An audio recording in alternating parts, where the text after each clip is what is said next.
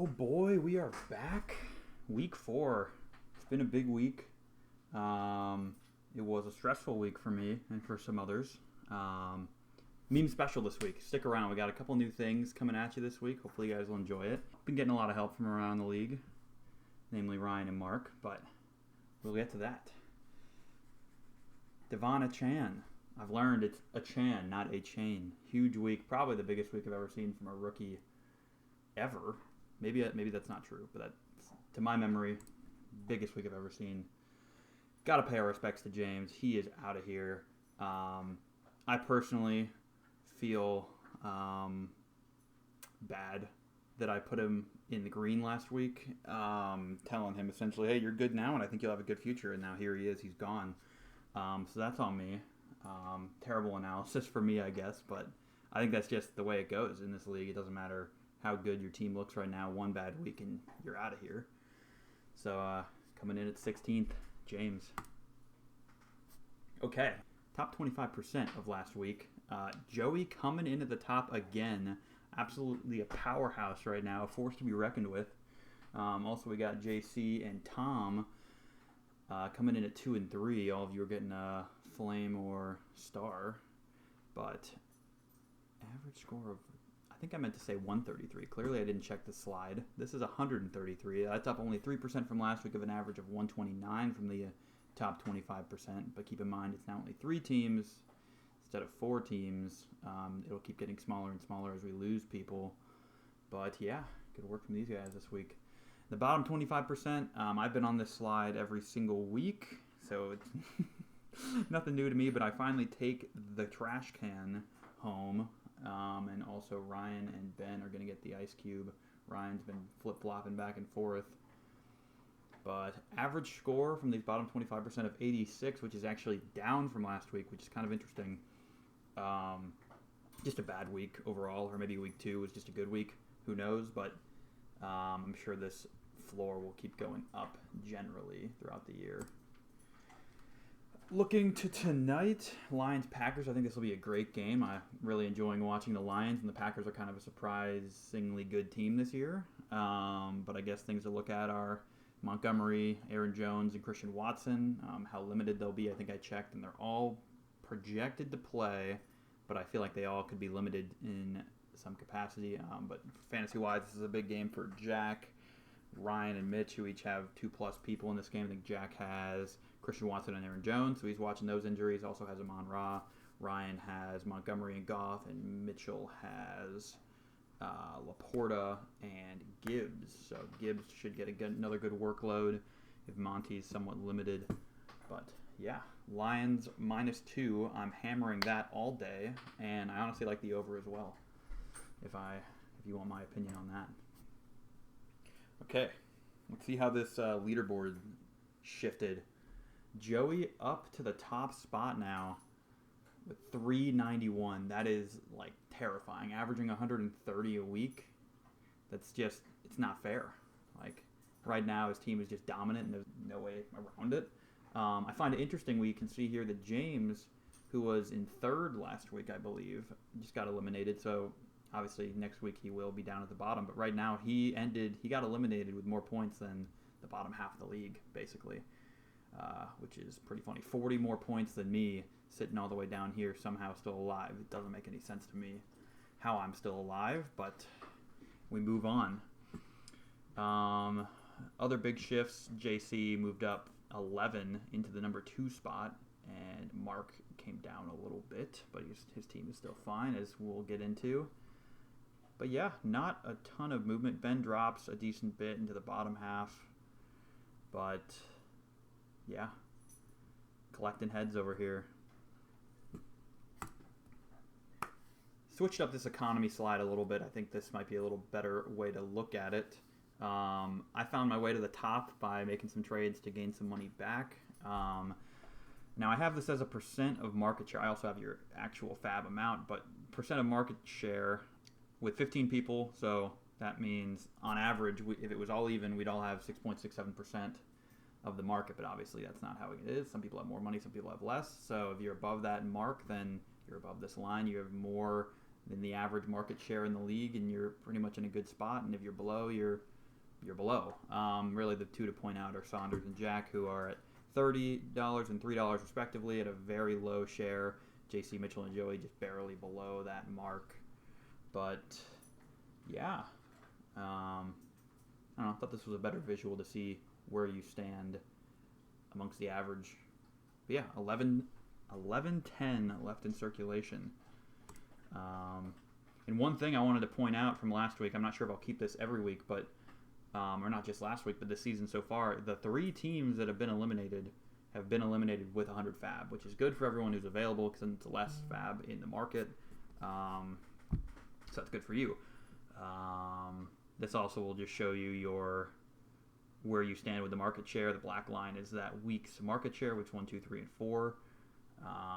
But people keep getting eliminated with an above average market share. So not that will keep happening, but it's what has happened, and just thought that was interesting to point out.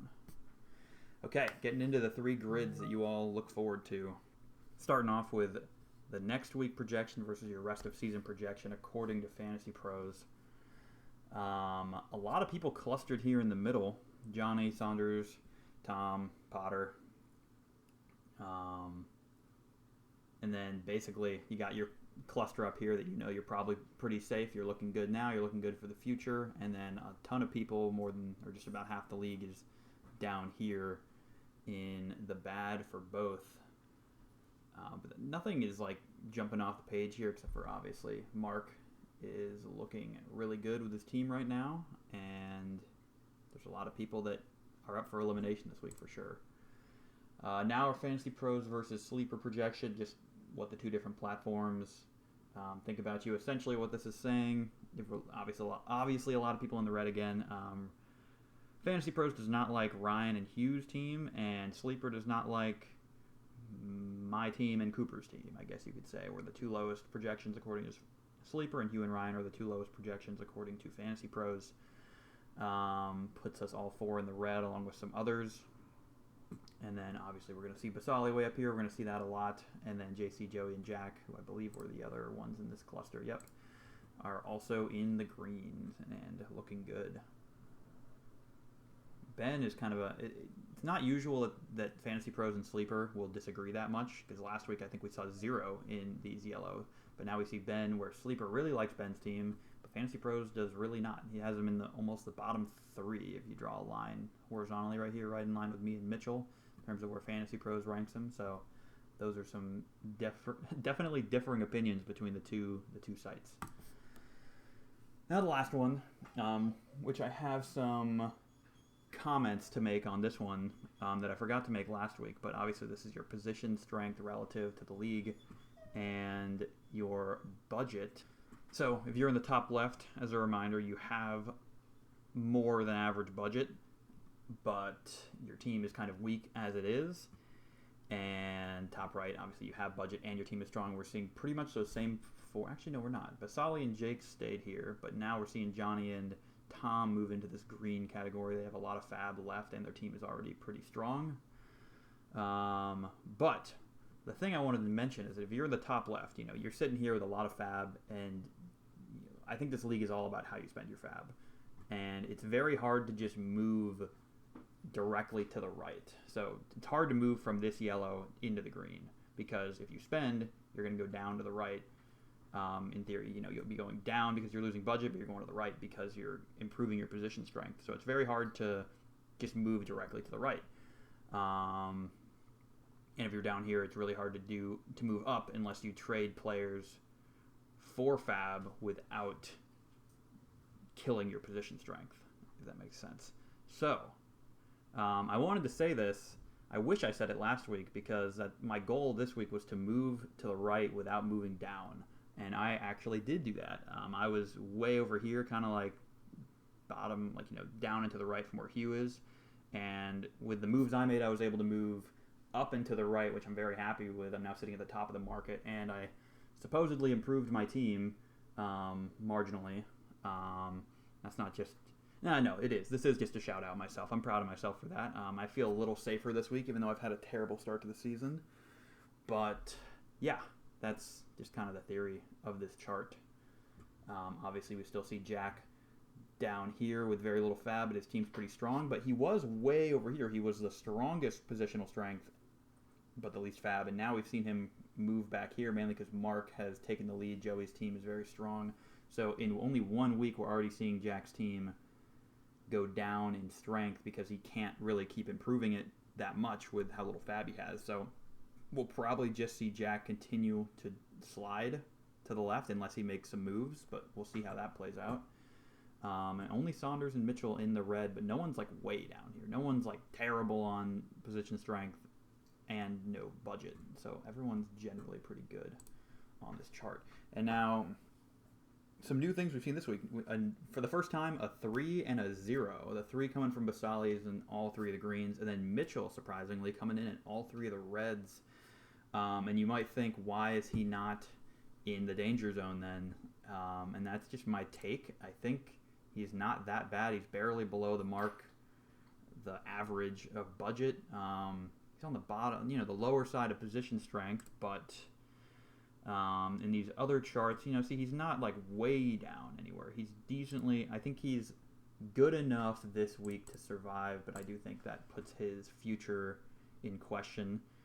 Basali, I don't think there's any arguing that he's up here. You guys keep throwing fab at him for his players, and his team's still good, so it's just, he's been making good moves. You can't really argue with it, but I also have JC, and new to the top right is Johnny and Tom, who I think are both in good spots right now and should have a good future in terms of their fab. They both have, I think, in the top half of the market of fab. I kept Jack and Joey over here on the good in the short term because they are very strong right now, but because they're on the lower end of the fab, I think it's going to be hard for them to last super long in this league. Jack more so than Joey. And then I have Saunders in here as well. I think he should be fine this week. I think he was in the red. I either had him in the red or in the bottom right, and I think now he's looking better this week, but I'm not sure about his long term. That's because he traded for Kenneth Walker, but he spent a ton of fab, so now he's lower on the fab, but his team should be fine this week if you have Kenneth Walker along with whoever else he already has. Bottom right, I forget if these people were here before Potter. Jake was up here, so Jake have now switched him into the iffy in the short term, promising long term. I think his team looks potentially in jeopardy this week. I think according to this, which is your rest of season ranking and your week 4 ranking, he is way down here in your rest of season ranking, and also in the red on the weekly rating. So in theory that should mean he doesn't have a promising long term, but because he has a decent amount of fab, I think he'll be fine. And then Cooper in here as well. And then in the danger zone, I've kept me and Ryan in here, and joining us are Ben and Hugh. Ben just has some tough matchups this week, and so does Hugh, and that's why you're in the danger zone. Your teams aren't really terrible, but no one's teams are terrible now, I wouldn't say, now that everyone's got to acquire new players. But Hugh has not made a lot of acquisitions. Ben traded away Kenneth Walker. So yeah, I think I'm still going to stick to my theory, barring any weird circumstances like last week where James just had a fluke bad week and he was in the green and got eliminated. I think these bottom 2 are where your eliminations will come from. I'm going to stick to that theory. I do think, maybe Saunders and Mitchell could also be up for the debate of getting eliminated this week, but I would say I'll lock it in. I think these 4 and Jack and Joey are not getting eliminated this week. It's more fun if I make a take and then I'm wrong, as opposed to not making any take at all. So that's my take. Takeaways from last week, we're going to hit on the tight ends and the defenses. Pretty similar story with tight ends. No one scored 20 plus this week, but we had an 18.6 from Laporta. Still very variable in the scores you can get with your tight ends. Your average stayed around that 7 mark with a standard deviation of 5, so it's just as likely to score 2 points from your tight end as it is to score 12, is basically what that's saying, which is kind of scary. And obviously you can go pretty low as well. Some tight ends drop below 1 or just right around 1. And defenses, we had another top scoring defense. Every single week we've had someone have a top scoring defense on their team, or it's their team's top scorer. And then we saw 4 top 3 scoring defenses this week. That's 25% of the league, 4 of the 16. And now the average is back up to 10 points last week. The Eric curse. Is there a curse around me? So week 1, I play Kennedy. The next week, he gets eliminated. Week 2, I play Mitchell, and he finishes with the second lowest score, just below me, actually. Narrowly avoids getting eliminated. And week 3, I played James, and James got eliminated that week. So actually, if we were playing, not with the league median, where you get 2 wins you can get a week if you're above the league median and you beat your matchup, I would be 2-1 just based off of matchups, even though I'm at the very bottom of the league in scoring because I was above Mitchell week 2, and I was above James week 3, basically playing the next worst team in the league, and I was at the very bottom. So everyone would hate me right now if this league was not based on getting eliminated one week as opposed to a record. But week 4, I play Ryan. So we'll see if the curse continues, if Ryan can survive playing me, or if his team will play down to me. I think if anyone was to be playing me that had a chance of getting eliminated, Ryan's someone that's also in the red, so Ryan better be shaking right now. All right, Jake versus Ben. Jake took the cake this week with a 107 weekly rank of 6, and Ben with 83 weekly rank of 14, down on that bottom 25%. I forgot to update these positional rankings. So you can ignore this, but you'll see their positional rankings on their individual teams' pages. But one thing to note is they both made very similar trades in terms of fab for a running back. So Ben giving 22 for Achan and Jake giving 23 for Rashad White. Both of those I would say are overpays, but we'll see how it plays out for them in the long run. Jake already got to start Rashad White last week. He only got him like 5 or 6 points. Not too much. And then Ben TBD, but he is starting Achan this week as his RB2, I believe. So we'll see how this goes. But Jake has the lead on the head-to-head record. All right. A new segment here. A new game show you guys are playing, apparently, which is called Who Can Throw More Money at Basali for Middling Players. We have 4 contestants so far this year, and more people are welcome to throw themselves into the mix, but I would advise against it. Starting week 1, Mitchell traded $7 for Sutton, and Jack threw 35 for Olave, and then he had Jake last week, as we already mentioned, threw 23 for Rashad White, and Ben throwing 22 for Achan and 20 for McLaurin. A combined $107 has been just thrown at Mark for these guys. Like an entire team's budget worth of fab for these 5 players. It's crazy. But Mark's been able to pull it off. I can't stop him from doing it if you guys are going to keep giving him money. But so far, no one's getting crazy good value out of these trades. Mitchell is actually getting the best value at 2.2 points, weekly points per fab spent on Sutton. Jack with that big spend on Olave, not getting a lot of points per fab is the way I've kind of quantified it to compare. And then also, Jake not getting a lot from Rashad White, and Ben TBD on these 2 guys he acquired this week and is starting both of them. But so far, Mark is just, in my eyes, kind of fleecing people for these players. So, yeah, we'll keep an eye on this. Team by team. And as I said, this is the meme edition. So thanks to Mark and Ryan for creating all these memes. Big Fudge, a.k.a. Joey, is absolutely dominating this league, and we are all cowering in fear from him. With Kirk Cousins leading the way, still the QB1, fantasy QB1 on the year. I don't know why this chart is putting him at 6. I guess this is his weekly rating, not the rest of season or season so far, but Kirk Cousins has been solid for him. He's got no reds on his team, all green or middle-ish of the pack. So he made no acquisitions this week, sits at 62 fab. Had a huge week for Mostert last week. I clearly forgot. Okay. Out of respect, I'm going to figure out who his 3rd best player was. Clearly, I forgot. It was Amari Cooper. This is Amari Cooper. 21 points from Amari Cooper. It's a lot to keep track of on all these slides, so I knew there'd be a couple typos. But got a second star. Joey is leading the way here. JC moves up from 14 to 2, so it goes from getting an ice cube to getting a flame. Huge week from the Bills defense. That was our top scoring defense of the week. Good week from Debo and Jalen Hurts. Doesn't acquire much. Acquires Lazard. The only big claim or big move he's made so far is acquiring Hurts after Rodgers goes down, which really was a good thing for him. I think it would be hard to say that Rodgers would be having a better fantasy season right now than Jalen Hurts. So that one move has made JC's team very strong. He drafted well. These are all basically guys he drafted. He has not claimed any of these guys. These were all draft picks, so props to him for drafting well, honestly.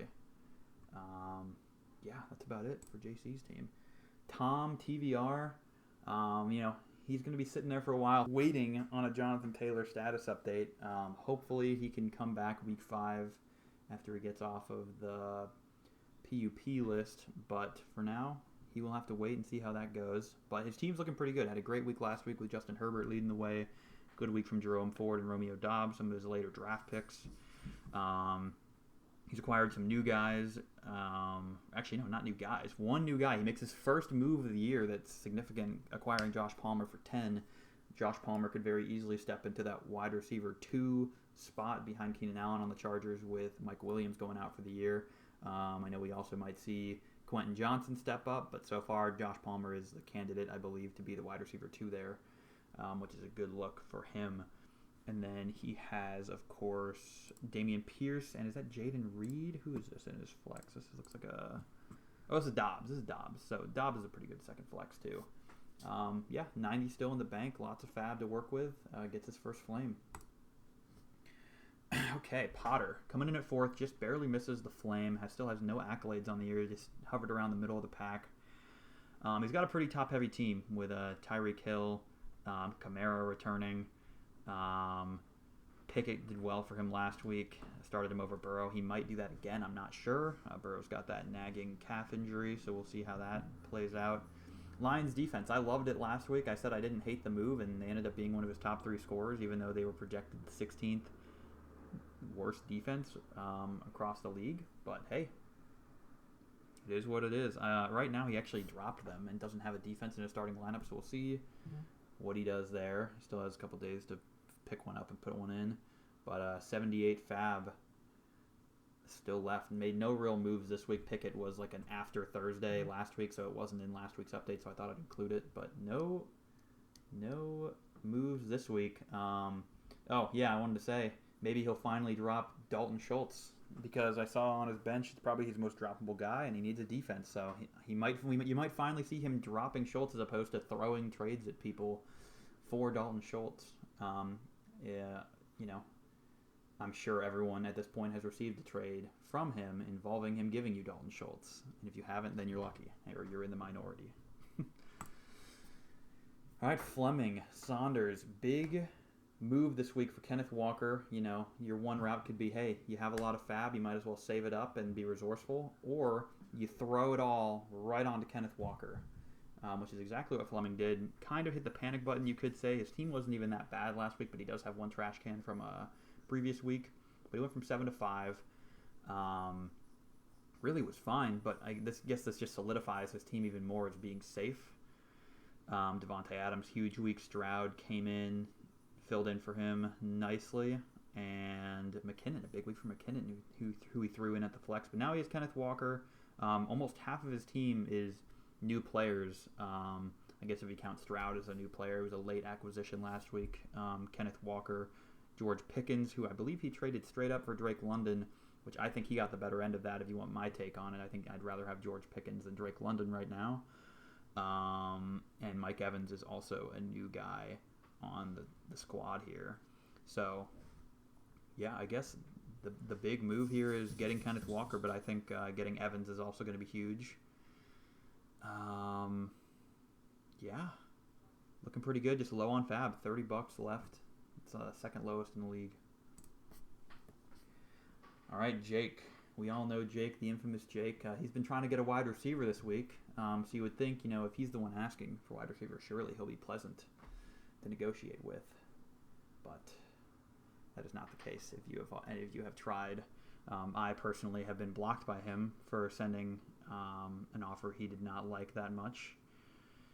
But yeah, that's about all I'll say about that.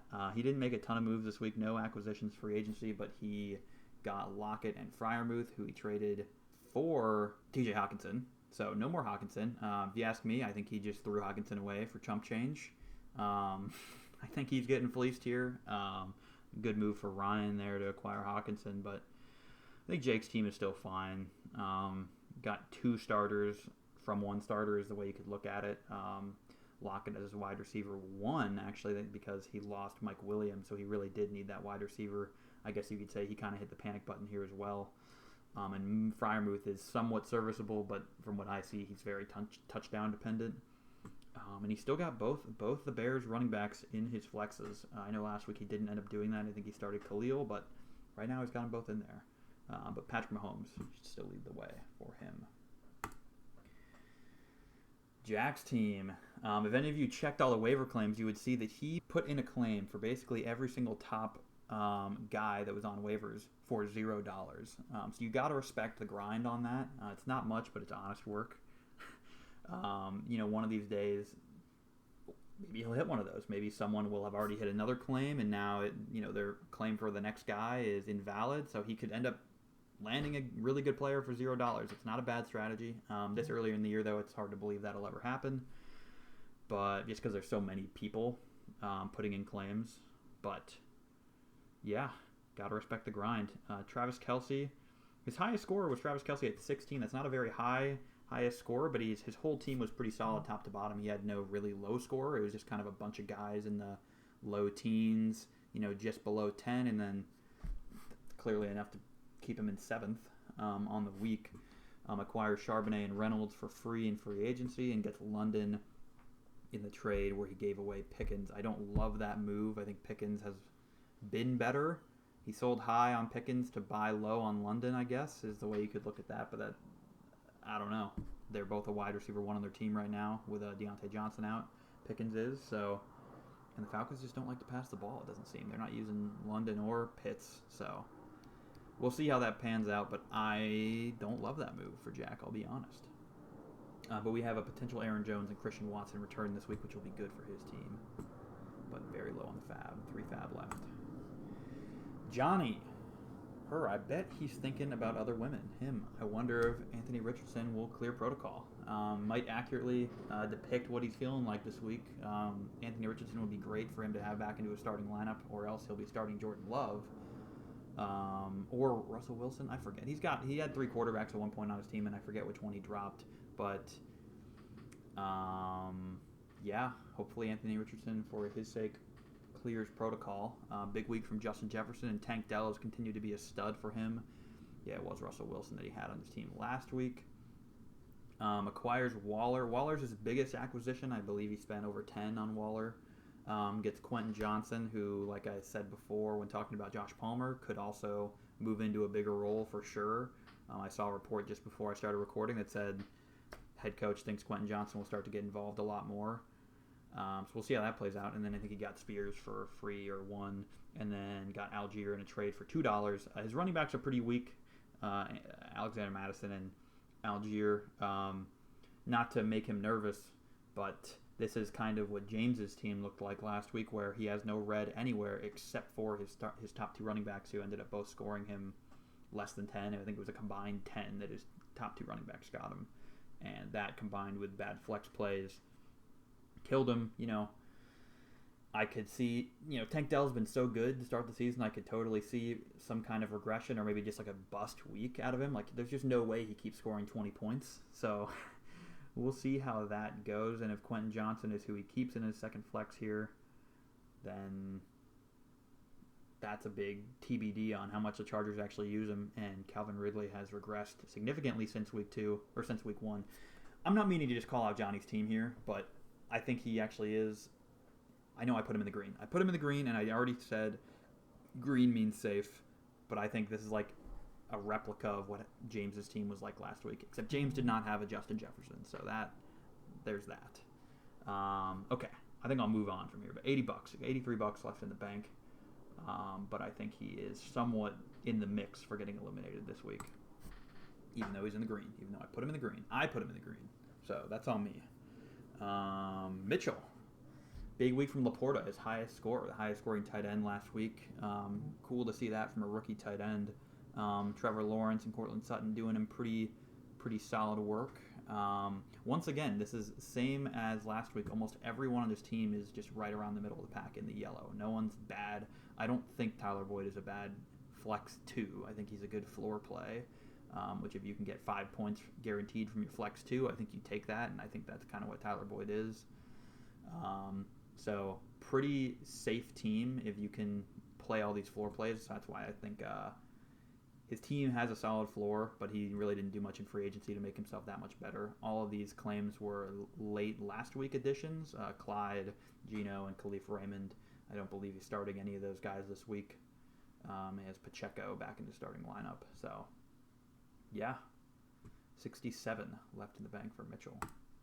Oh, I forgot to hit up the memes. Did I miss any memes? No. Okay, here we go. Mitchell's meme is, Chubb goes down, so he slaps a $36 bid on Gibbs, which this one was made by Ryan. I disagree with the take that it's only 1 week of Gibbs because Ryan says that because that was the 1 week that Montgomery was out last week. This week he'll be back, but I think in limited fashion. But either way, I think Gibbs is good even if Montgomery's in. The Lions are fine with 2 running backs. We saw it last year with Swift and Jamal Williams, so I think Gibbs will continue to be fine for Mitchell. But 36 may be an overpay. We'll see how that plays out. But Hugh, not many moves from Hugh. Big week from Tua, and as we see on his positional strength chart, Tua's his only big guy here. Hugh saving up all his fab for the late game. He was been in a league like this before, so he knows the value of fab, and he's saving it for later. Although I would say this week he is in the danger zone for sure of getting eliminated. Some really tough matchups. I believe his top 2 running backs are playing the number 1 and 2 defenses against the run. And let me confirm what that was because I remember seeing that and kind of being surprised. But yeah, he's got Gus Edwards playing the Browns, who have been a really stout run defense at the number 1, and then Stevenson playing the Cowboys, who have been the number 2 defense against the run, although we did just see James Conner pop off against them last week, so he'll probably be okay. But yeah, no one's super strong here, and the analytics aren't loving his team. I believe this is Jalen Reed in his second flex, but it looks like now he's moved it to Barkley for the time being. I don't think Barkley's going to play, but if he does, that'll be huge for him. But Barkley being out definitely hurts him this week for sure, and that puts him in that danger zone, in my opinion. But lots of fab left to work with if he survives. Cooper's team, similar meme. I guess the meme team got a little lazy. I don't blame them. They had to make a lot of memes this week, 1 per team. I'm not sure, by the way, I don't think we're going to do memes every single week because I don't think there's going to be enough memeable content to create a new meme for every single team every week. But every once in a while, we'll get some of these memes, these meme weeks.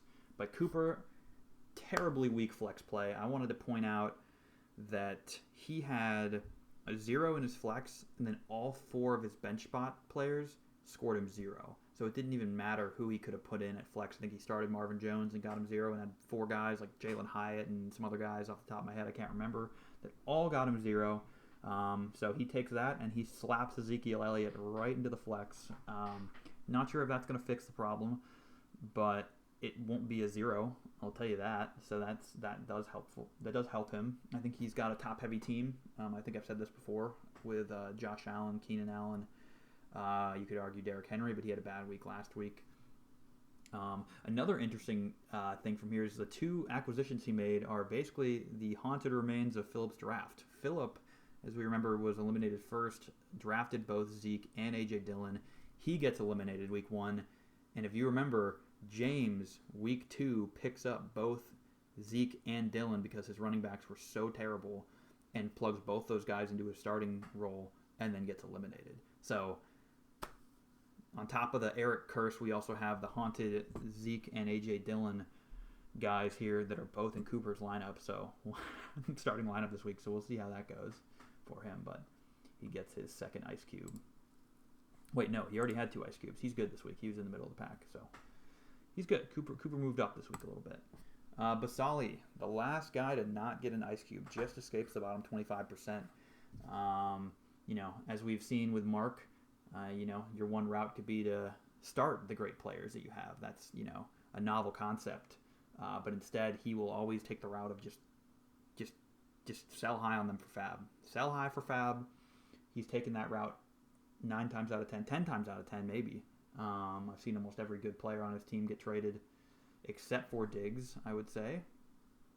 But here we are. He's sitting at the top of the league. He has 2 flames already. He had a bad week last week, kind of uncharacteristic, but acquires Lamar, acquires CeeDee Lamb, acquires Puka. I think he got all of them.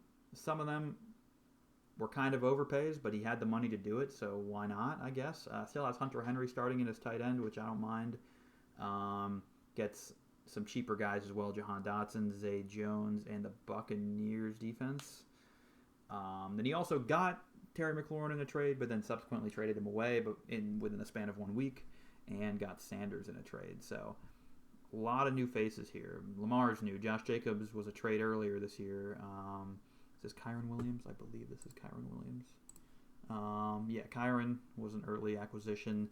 Diggs, I think, is the only person here he drafted. Yeah, Diggs is the only person here that he drafted. CeeDee Lamb's new. Hunter Henry was a free agent. Trade for Miles Sanders.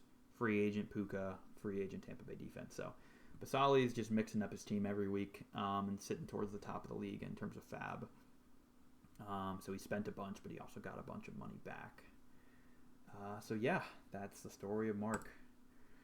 And now into the bottom 25%. I fear no man, but that thing, the ice cube, scares me. This one came from Mark. He avoids the ice cube this week, but Ryan gets another. Ryan's gone from cold to hot to cold. You can blame injuries, I guess, on the cold.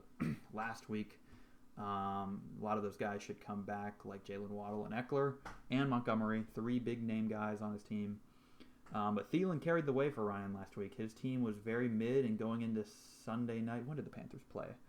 It was either a 4 o'clock game or a Sunday night game, and Thielen came in huge for him, put up 26 and put him back into, more of a realm of safety. Before Thielen did that, he was very much looking like he was going to get eliminated, so Thielen put the team on his back. Ryan doesn't do much except for acquire Hawkinson, which I guess that's not nothing. That is actually very significant. I think Hawkinson's going to be a great tight end for him to have, especially when he gets Eckler back, which should be this week. Picks up Jameis Winston for free. I think that's just a safety net, or in case Jameis Winston pops off in the new starting role that he has on the Saints. But Goff is still the guy here. And I did a little 1-week trade with Ryan to give him Tutu Atwell, which I subsequently got him back. But Tutu did very good for Ryan in the 1 week that he needed him. But I think Ryan's team is poised to heat back up potentially. We could see him flop or flip right back into the flame next week. I mean, we'll see. I think it's definitely dependent on these injuries and how much they affect performance. Coming in towards the end, gets his first ice cube is Ben. Big, huge week from Kenneth Walker and Christian McCaffrey, as expected. But then Ben just goes and throws Kenneth Walker out the window and doesn't just throw him away. He gets 56 fab to his credit, which is a ton. More than anyone should spend on any individual player, some might argue. But he then uses that fab and spends it, almost all of it. He spends 50 in trades to get a Chan, Garrett Wilson, and Terry McLaurin, and in the process also lost T. Higgins. So to sum it all up, if you were to look at it all as if it was one big trade, he gets a Chan, Garrett Wilson, Terry McLaurin, and 6 fab, and he gives away Kenneth Walker and T. Higgins. So that's the whole trade summed up. I would argue I'd rather have Kenneth Walker, T. Higgins, and minus 6 fab than these 3 guys plus 6 fab. I don't know. Hard to say. But a lot of different people on his team this week. Garrett Wilson, some new flexes here. who are these guys? He's got Devin Singletary and Gallup. Those are a little risky. The analytics aren't loving that. I'm not loving that personally. But McCaffrey should still be able to keep him alive. But I would say Ben is in the danger zone this week because I think he's one bad Christian McCaffrey week away from being gone. Especially this week if Achan does not follow up that performance. And a lot of flop potential here. Kyle Pitts, we know how he does. Dallas couldn't even stop the Cardinals last week. So definitely some red flags here. So we have this meme. Man, woman, white, black, poor, rich, Asian, and Ben getting guillotined in week 4. So we'll see how that one plays out, but he gets his first ice cube this week. And I guess I should say still has 83 fab if I didn't already. Pimples, 0. Blackheads, 0. Daniel Jones points, 0. Very accurate. Daniel Jones has done nothing for me except for week 2 when he put up 32 points and carried me to safety. So I can't say he's done nothing for me, and that is why I am ready to be hurt again. I am probably starting him again. I think he has a favorable matchup against the Seahawks, and I think it'll be fun that he's playing on Monday. So if I, like I normally am sitting at the bottom of the pack and need something, then I've got all my cards in on Daniel Jones to save me on Monday night. Hopefully, I'm already safe at that point because that would leave me feeling pretty scared if I'm relying on Daniel Jones. But I think it's a better matchup, way better matchup than weeks 1 and 3 where he had to play the 49ers and the Cowboys, 2 of the best defenses in the league. So I'm not completely hitting the panic button on Daniel Jones and getting rid of him, but I'd be lying if I said I wasn't a little concerned. Other than that, A.J. Brown and James Conner came up big for me last week. I'm still riding with Breece Hall. I added T. Higgins and got rid of Garrett Wilson. We'll see how that goes. T. Higgins had a pretty terrible week last week, playing on Monday. Had a bunch of drops, but I think he'll be fine. Seemed uncharacteristic. Yeah, I mean, it's hard. I don't know what to think about my team, man. I mean, I got the 49ers defense. Apparently that's what the analytics has as the best fantasy defense this week across the league. I made some other budget claims of DJ Chark and Melvin Gordon, who, hey, if Gus Edwards and Justice Hill both don't play, we could see Melvin Gordon get some work in. I really doubt I start him unless that happens, but yeah. Acquired Fant, but I subsequently dropped him and picked up Logan Thomas, so I should have fixed this, but I think Logan Thomas, if he comes back from that concussion, is a slightly safer play. Still not great, but it's a guy. I'm hoping to finally find my way and claw my way out of this hole I put myself in. But hey, by the way, I'll point out the trend. Week 1, I was the 4th worst team. Week 2, I was the 3rd worst team. Last week, I was the 2nd worst team. So if this trend continues, I will find my way eliminated this week. But that is why I'm in the red. I believe I have not pulled myself out of the danger zone at all. The only thing I have to be optimistic about is my 101 fab, which leads the league. Potentially very dumb of me not to spend it this week to make myself feel safer, but I'm counting on my guys, all right? Counting on them. One last look at James's team before we end this week's video. He had 1 flame before he got eliminated. That was actually the previous week. He was in the top 25% and then plummeted this week. This is what his team was looking like last week. Lots in the green. He had the 49ers defense. His running backs were weak. Like I said, Johnny's positional chart looks pretty similar to this week. Not that means he's getting eliminated, but just thing to point out, I guess. You could argue James didn't make enough moves this year. He made some small acquisitions to plug in at running back, like Zeke and A.J. Dillon, like I mentioned.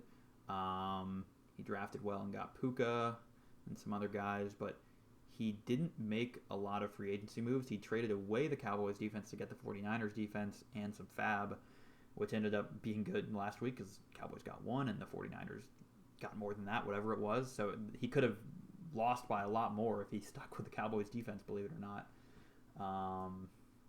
So yeah, that's the look at James's team. He was only really weak at running back according to the analytics, but it wasn't enough. It was not enough to get him to safety. So I think that wraps it up. How long did I do this? I don't know exactly how long this was. Probably 45 minutes or so. Probably too long. It'll get shorter and shorter as we have less people, and if I can shut my mouth, I guess.